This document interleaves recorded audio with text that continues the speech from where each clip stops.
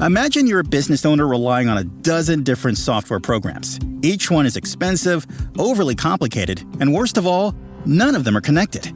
It can be incredibly stressful, right? Now, picture Odoo. CRM, accounting, inventory, manufacturing, marketing, HR, and more. Odoo brings all the tools your business needs into one simple platform, and all seamlessly connected. Everything works together, giving you the peace of mind that your business is running smoothly from every angle. Odoo's open-source applications are user-friendly and designed to scale with your business, saving you time and money. Say goodbye to juggling multiple platforms and hello to efficient integrated management. Stop wasting resources on complicated systems and make the switch to Odoo today.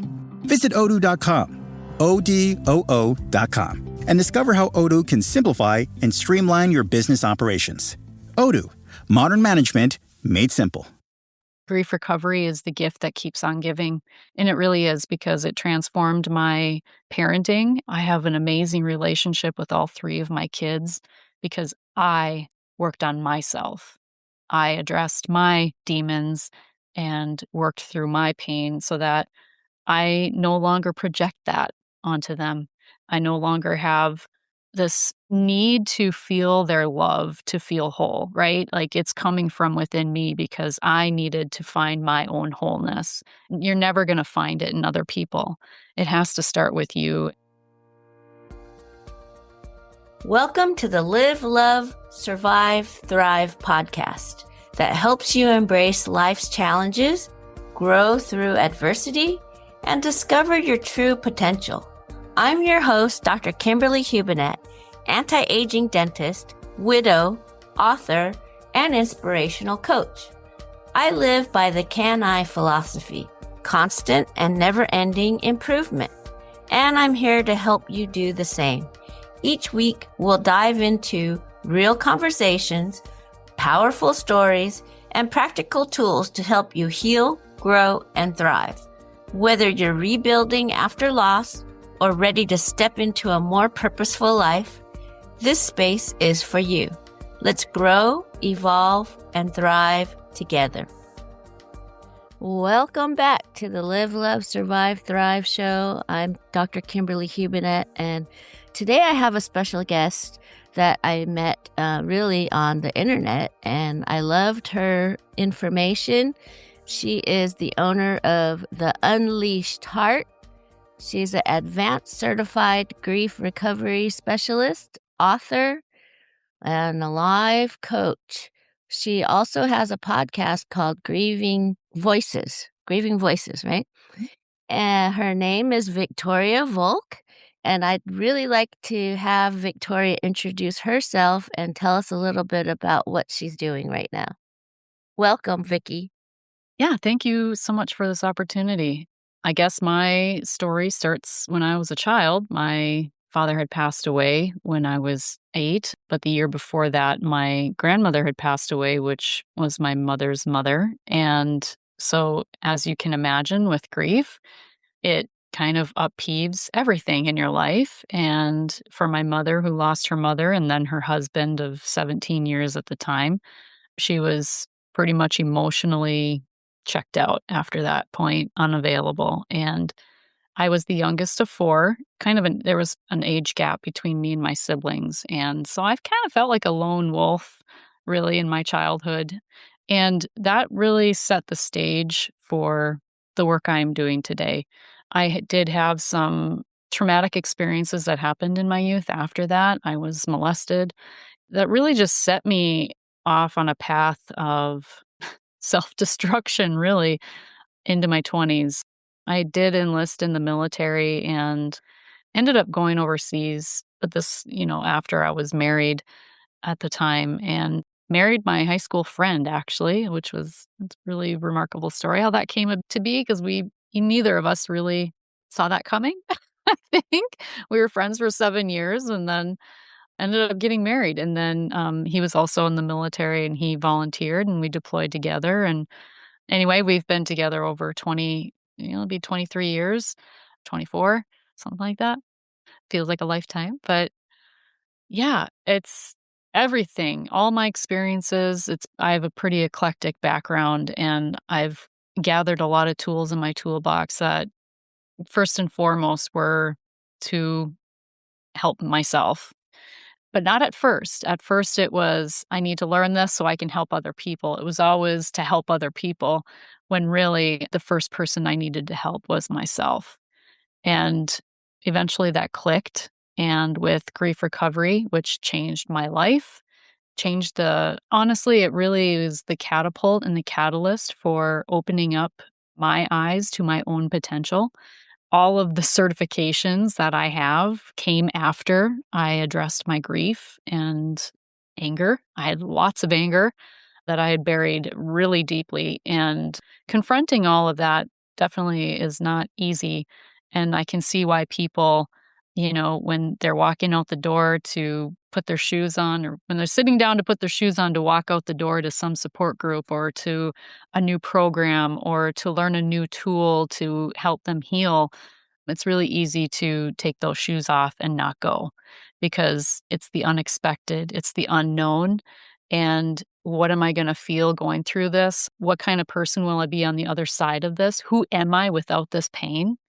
Those are big questions I was grappling with. And it's been I say grief recovery is the gift that keeps on giving, and it really is because it transformed my parenting. I have an amazing relationship with all 3 of my kids because I worked on myself. I addressed my demons and worked through my pain so that I no longer project that onto them. I no longer have this need to feel their love to feel whole, right? Like it's coming from within me because I needed to find my own wholeness. You're never going to find it in other people. It has to start with you. And that's probably the greatest lesson that I've gotten out of everything, all the work that I've done personally. So, would you say that maybe society plays a role in how we interact with life and with the expectations of society, maybe? Because I feel the same way. I think that it has to start with yourself, but people are afraid to really express their true selves, right? What do you think about that?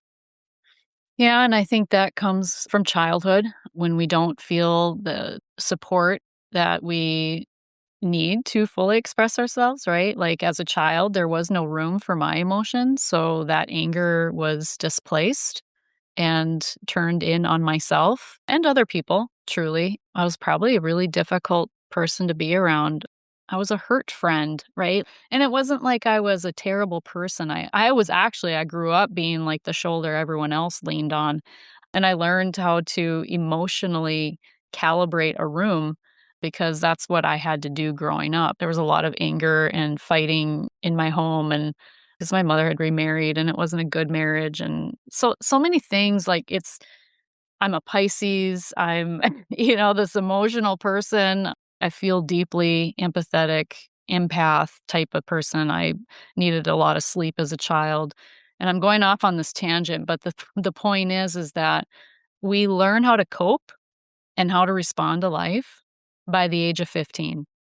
75% of that is actually by age 3, if you can believe that, because children are sponges and they take in all the physical and emotional cues from their environment and the people around them. There was no talk of grief or emotional intelligence in the 70s and 80s, and not like today. There's a lot more resources to help parents today. I do see a pendulum swinging really far to the other side, though, on that. And I think there is a balance that needs to be found. But I do feel now, especially as a society and individuals in society, that we are greatly influenced by other people, by social media, by people in our environment. And I think, just take yourself, for example, or even myself. Like if you're on social media, you're doing the doom scroll, and it's like, oh, everything's negative, negative, negative, negative. Or you come across something that really just fires you up. It's just kind of grits against your own value system. And you can get sucked into that and, looped into that emotional anger and swept up in that. And then let's say you go into a grocery store and the checkout person isn't friendly to you or says something, and you had just been on social media and you're coming into the store already riled up. And that first interaction, that person's probably going to receive what you just got riled up about, and for no reason, really. I see that more than anything right now, is that we're getting swept up into these things that are really out of our control. They're painful, right? It's painful. It can be really depressing to think about the state of things right now. But I do hold out hope that with the breakdown comes the breakthrough, and I feel like that's true as on an individual level as much as I feel that's true on a collective level. So because, you have your coaching and your podcast and you help people with grief, there's different kinds of grief, but what is it that keeps somebody from not moving forward? Or what would you say that you can help somebody with to take some action to move forward? Well, I think it's first of all, the person needs to ask themselves how they're perceiving moving forward, because my moving forward might be very different from someone else's version of moving forward. My version of moving forward is the pain of the past is no longer dictating my behavior in the present, or my attitude, or my how I perceive or see the world, or how I perceive myself or others. And that's the biggest crux, I think, of grief, is that it puts a veil over our face. We don't see ourselves clearly, we don't see other people clearly, and so we resort to other behaviors to feel better. We call them short-term energy relieving behaviors, or STERBs for short. Could be shopping, could be gambling, could be relationships, could be alcohol, could be drugs, could be doom scrolling, right? Social media, it could be fantasy, it could be a number of things, anything that you resort to feel better. And really what you're doing is you're avoiding, and you're not sitting in whatever it is you're feeling you're trying to avoid. And you do that long enough and hard enough, and that's where your energy goes. I mean, you can find yourself years later just sitting in the same place because your past is still dictating your present. Mm. And so that's what I mean about moving forward. Truly moving forward is addressing the pain of the past. It's becoming emotionally complete with the loss of hopes, dreams, and expectations, and anything that you wish would have been different, better, or more. We don't address those things, and we're not taught how to do that. Definitely not as children. And so that's kind of my mission statement, is let's change the conversation. Let's talk about grief like we talk about the weather. So, would you say that there is sometimes people trick themselves into believing that they moved forward? And how do they really know that they've moved forward if they think that they have, or no one? Do they feel like differently, or do they know that they're different, or, you know, those kind of things? And does somebody really know that they've moved forward in That's a that great way? question. It's a great question. And I would say it comes with self awareness. So if you don't have self awareness, you're not going to recognize it. And if you do, in order to do that, you need to pause. You need to sit with yourself. And what I didn't do for so many years, 30 plus years, is I didn't ask myself better questions. Who am I without this pain? Who could I be without this pain? And it hinders our potential. It stunts us. It stunts our growth when we don't make our healing a priority. And when I say healing, it's not like, so I went through grief recovery, now I no longer have grief, or now I no longer miss my dad, or I no longer reminisce about what maybe could have been, right? Like that's grief. This is the thing, we're always going to have it. Hmm. I've grown up with it, but it's grown up with me. I've evolved with it. I've allowed myself to evolve. And I think that's where people who have not moved forward can ask themselves, have I been growing? Have I been evolving? I guarantee grief is growing you, but you have a choice. And that's the thing. So many grievers feel like they don't have a choice, but you do. And you just need that self awareness to what do I want out of life? Ask yourself the better questions. What do I want out of life? Is this how I want my days to be? Would my loved one want me to be living like this, feeling like this? So moving forward is stepping into fear. It really is stepping into fear, being brave and courageous in your decisions. It might be a little tough at first, but it's going to be well worth it, right? It is. And everybody has their own timeline. Look, I'm not saying, you got to do this in 30 days or, hey, I got a 12-week program that can really help you move forward, but you got to be ready, right? And it took me 30 years to get to that point, unfortunately, right? And that's why I can say, like, it doesn't have to take 30 years. You can be 3 months out from your loss and you can choose differently. You can choose differently. You can sit with it, really in it. Here's the thing too, like what I see in the grief space often, and I see a capitalizing on the pain, people capitalizing on other people's pain. And I think reaffirming, and here's the thing, like when I was like really in it, right? Like it's affirming when someone says to you, hey, look, I'm there too. I don't want to get out of bed. I've gone days without showering. You feel like a wreck. You feel like a train wreck. And someone like me, where I'm at now, would be really probably rub me the wrong way, right? Like, don't tell me I can see the light at the end of the tunnel. Don't tell me that I can feel better. Don't tell me that my life can exponentially explode with joy and passion and purpose because I'm in it. I'm like not showering for 3 days. But here's the thing, there has to come a point, I think, when we have to ask ourselves, is this serving me? And I'm of the belief that the more that we are living into our potential and transforming and transmuting our grief, it raises the vibration of the world. When we have people expressing their gifts, right? When we have people sharing their stories, it lifts. It's like rising tides lift all boats, right? Is that how it goes? Something like that, that expression, a rising tide lifts all boats. So, yeah. Yeah, it's not a Pollyanna attitude. It's doing the hard work.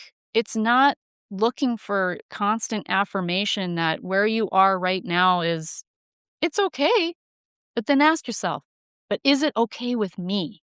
And that's why I think so many grievers aren't asking themselves, like, yes, I'm where I'm at in my life right now. I'm struggling and that's okay. But is it okay with me? Am I okay with this? I got to the point where I was just sick of my own shit. I'm like, I'm sick of my own shit. I need to figure my shit out. I need to figure myself out. Who am I without this past? I don't see enough people in the grief space talking about that. So, has your relationship gotten better with your husband and your kids? Because they didn't know you before you didn't have this, right? And they've seen you transform, but do they feel a difference in you? Like, do they even know the difference? Because they knew you from the beginning as this person with the grief. Mhm. Well, I when my kids were little, I was the ragey mom. Maybe I'm hard on myself. I think I am. I am naturally a little more critical of myself, but that's also softened a lot because of the personal work I've done. Mhm. Yeah. I wouldn't wanna be the same person. Yeah. That's what I wanna get across here too. It's like, I don't wanna be the same person. I want to continue evolving and growing. That's really hard to do when you're stuck in the past. And people might say too, the past is the past. I've dealt with it. Really? I mean, if you're kind of doing this, like stuffing it down and stuffing it down with food, alcohol, booze, gambling, all those things I just shared, right? Relationships, relationship to relationship to relationship. You're not really, what are you addressing? Because you were telling me earlier that, now you're doing this new certification.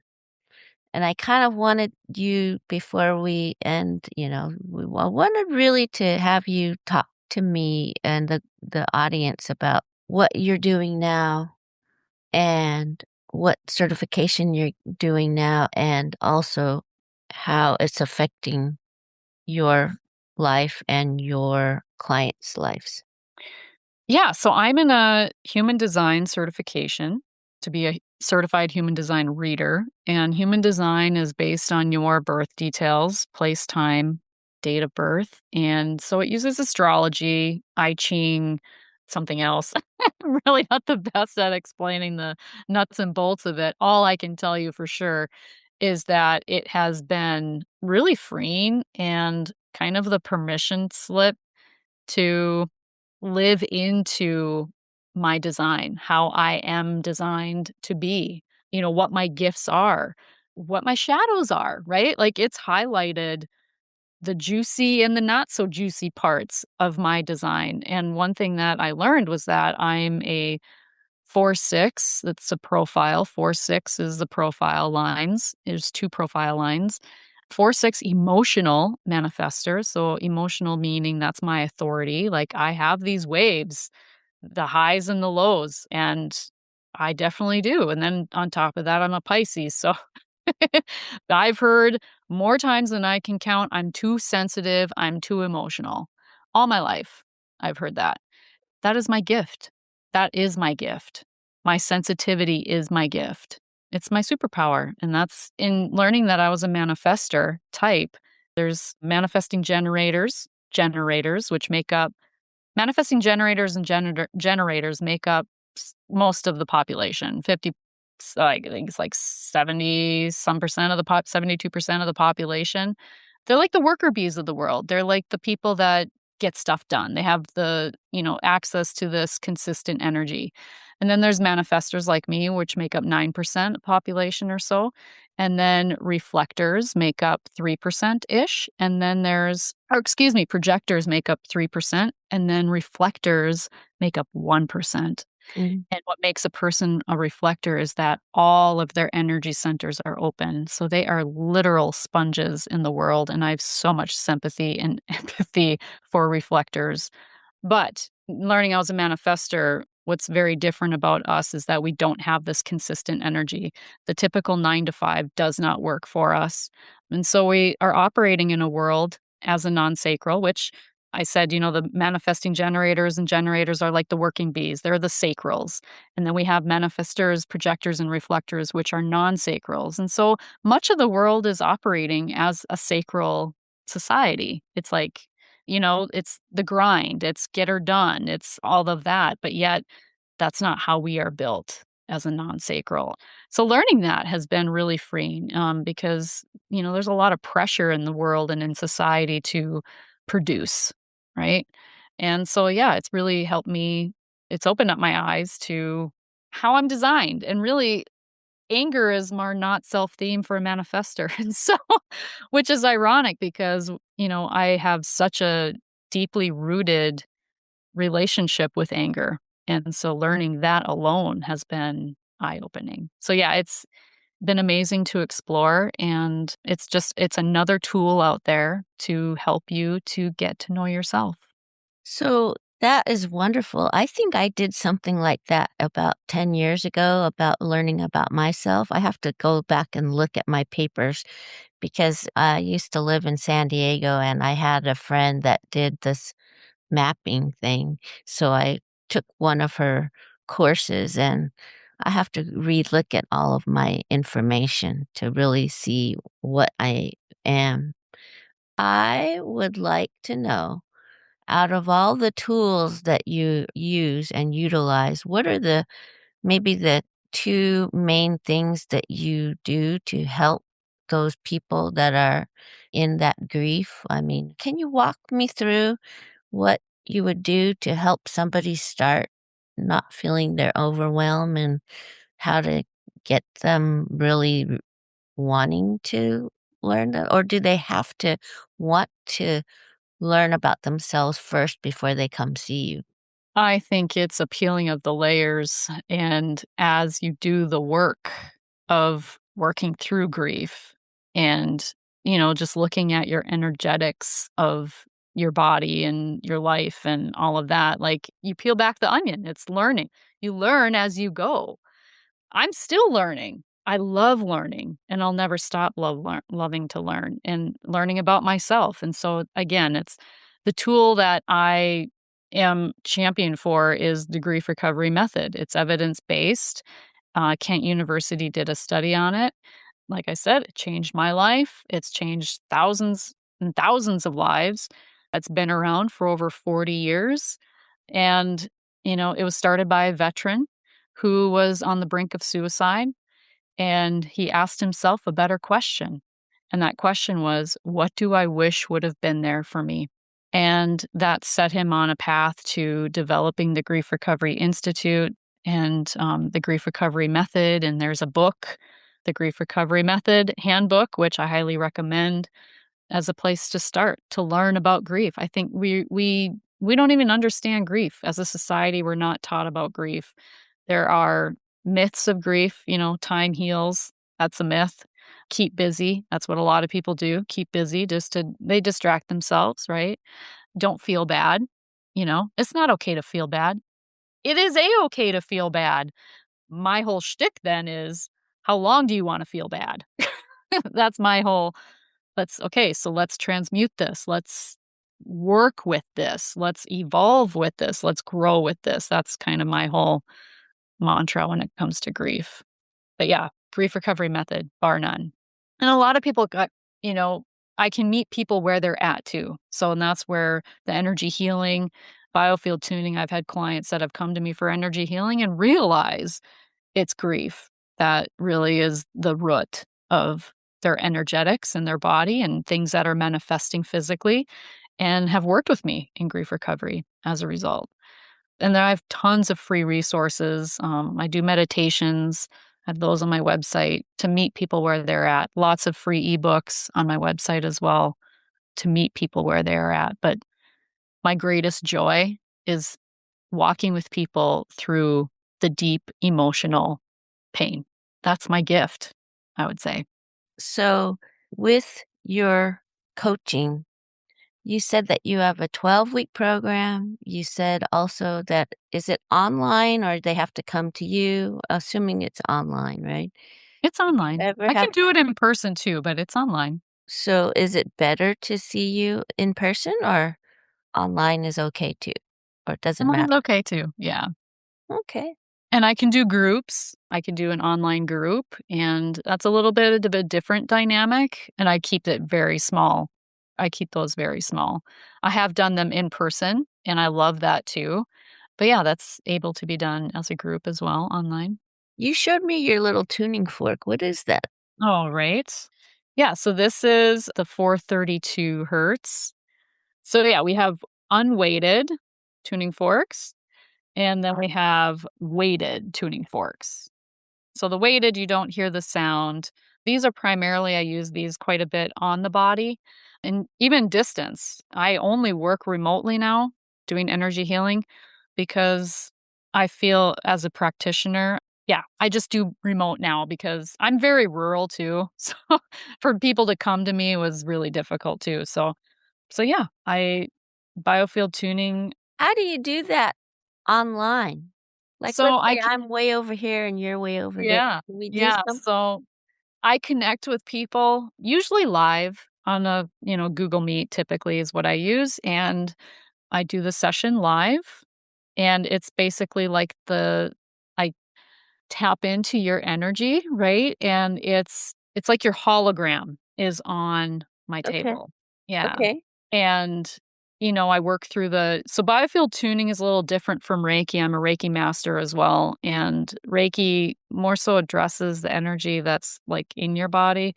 Whereas biofield tuning, it's if you think of an apple and you cut it in half, that toroidal shape it's the energy that extends 5 to 6 feet out. So we work on a timeline of gestation is out here, and the closer you get to the person's body is present day. And so we work in a timeline, right? And some incredible things have come up in people's timelines. Where do you tap if the person's not there on I the don't tap. tuning fork?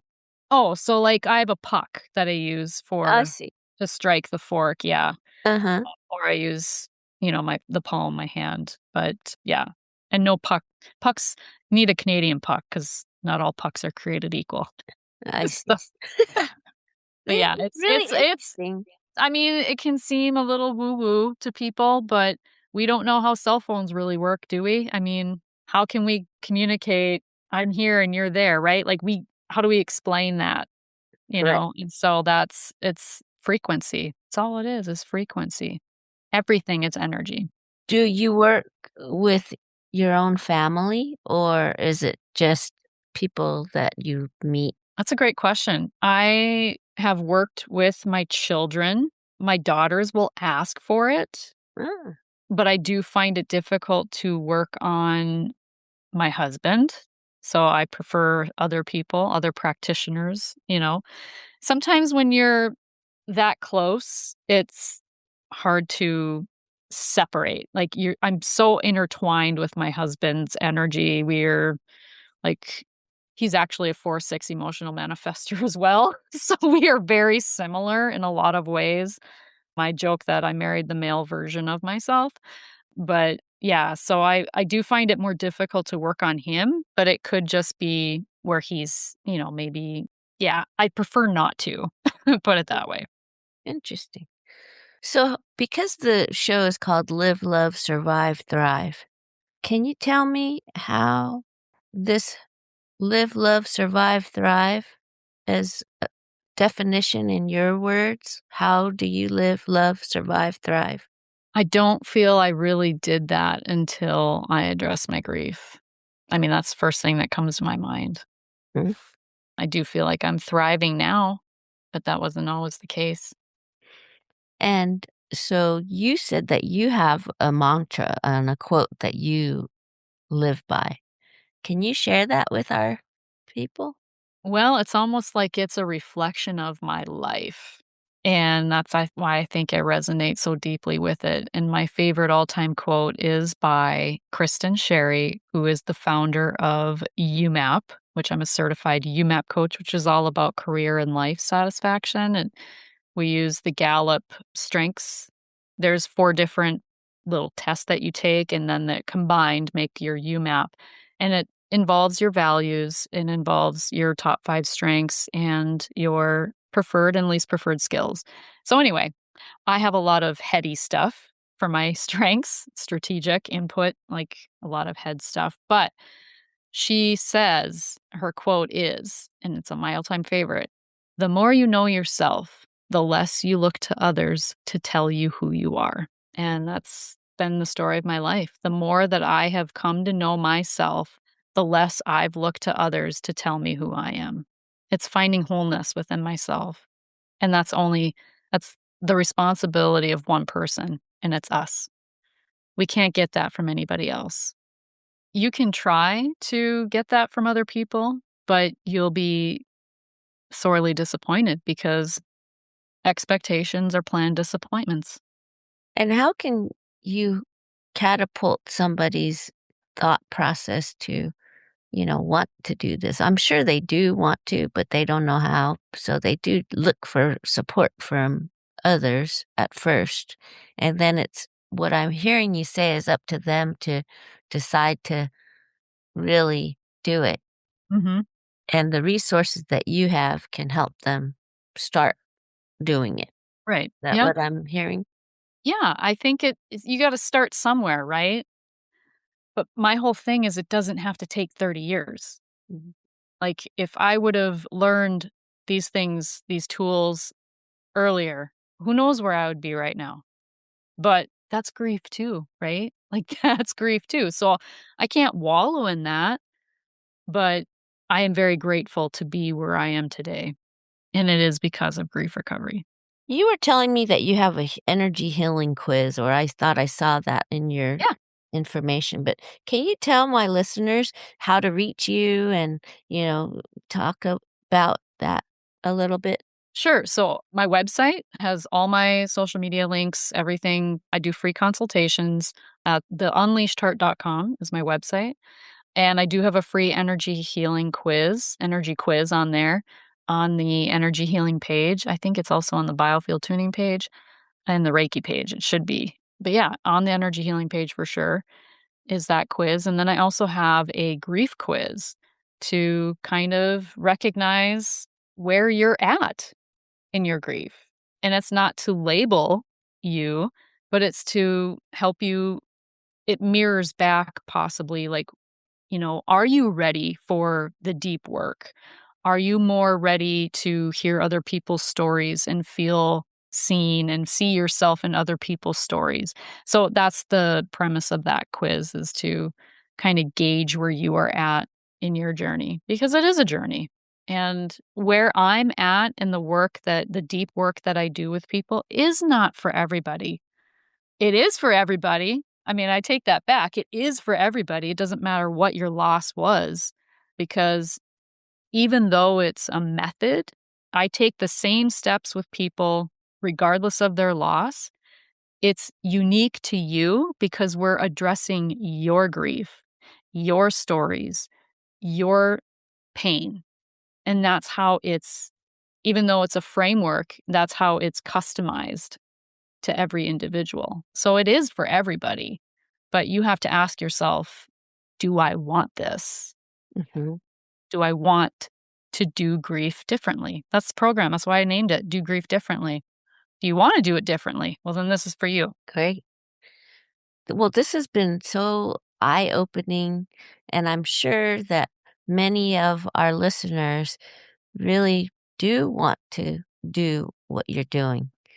There are some that maybe have just started understanding themselves, and then some people that, are in the middle of it. And, maybe some of you really are ready to see and go beyond just this scratching the surface.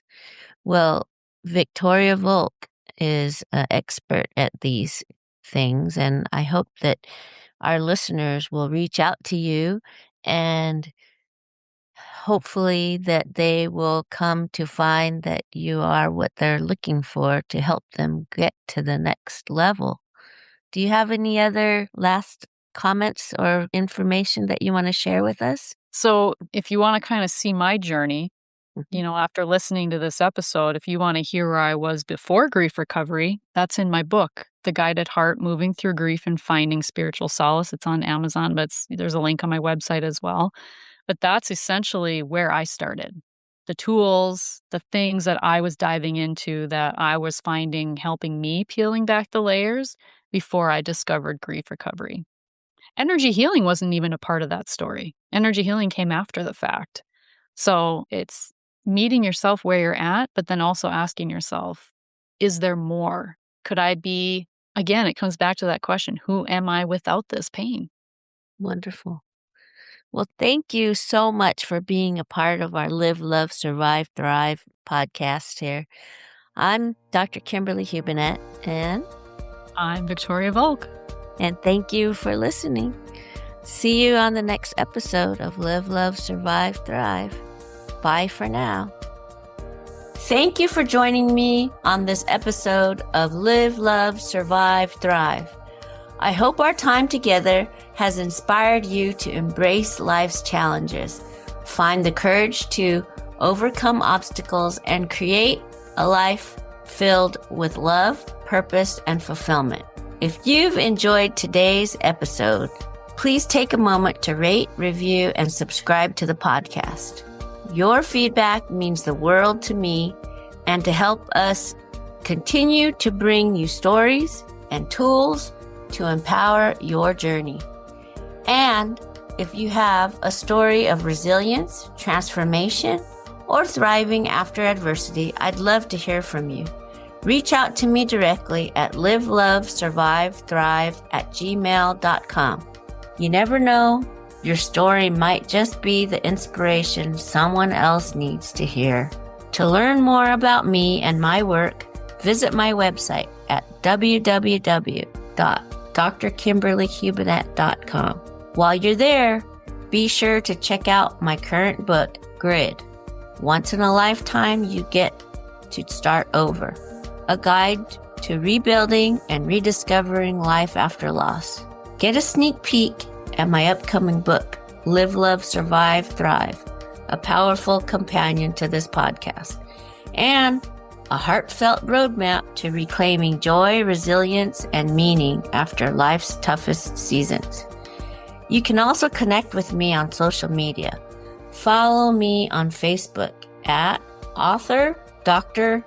Kimberly Hubinet, and follow me on Instagram with the same name. And subscribe to my YouTube channel at Live, Love, Survive, Thrive for more inspiration and insights. Remember, you have the power within you to write your story and thrive beyond your wildest imaginations. Keep relearning to live, love, survive, thrive every single day. Until next time, I'm Dr. Kimberly Hubinet, and this is Live, Love, Survive, Thrive.